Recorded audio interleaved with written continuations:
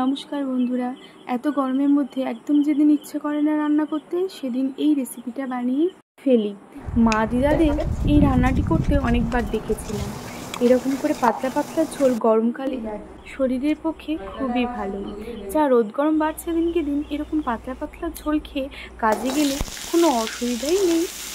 আর এখানে আমি প্রথমেই অল্প বেসন গুলে নিয়েছি অল্প সোডা দিয়ে, এই তেলের মধ্যে ভেজে তুলে রেখেছি। অন্যদিকে গোটা জিরে, আদা আর হাফ লঙ্কা একটা পেস্ট বানিয়ে নিয়েছি। এবার কড়াইতে অল্প তেল দিয়ে দিয়েছি গোটা জিরে আর অল্প চিনি, তাতে দিয়ে দিয়েছি পরিমাণ মতো পেঁয়াজ। অবশ্য আমি এখানে পেঁয়াজটা অল্পই দিয়েছি, আর দিয়েছি একটা হাফ টমেটো আর রসুন বাটা। সেটা দিয়ে ভালোভাবে তেলের মধ্যে নাড়াচাড়া করে অল্প নুন দিয়ে নাড়াচাড়া করে নেওয়া হলো। এবার আমি আগে থেকে যে গোটা জিরে আর আদাটা দিয়ে রেখেছিলাম সেটা দিয়ে দিলাম। এবার অল্প হলুদ দিয়ে খানিকক্ষণ তেলের মধ্যে নাড়াচাড়া করে নেব। নাড়াচাড়া করে নিয়ে সাইড থেকে যখন তেল ছাড়বে সেই সময় দিয়ে দেব আগে থেকে ভেজে রাখা আলু আর ঝিঙেগুলো।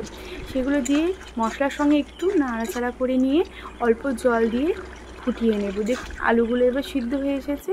বেসনের বড়াগুলো দিয়ে পরিমাণ মতো নুন আর চিনি দিয়ে নামিয়ে নেব দুর্দান্ত স্বাদের রেসিপিটি।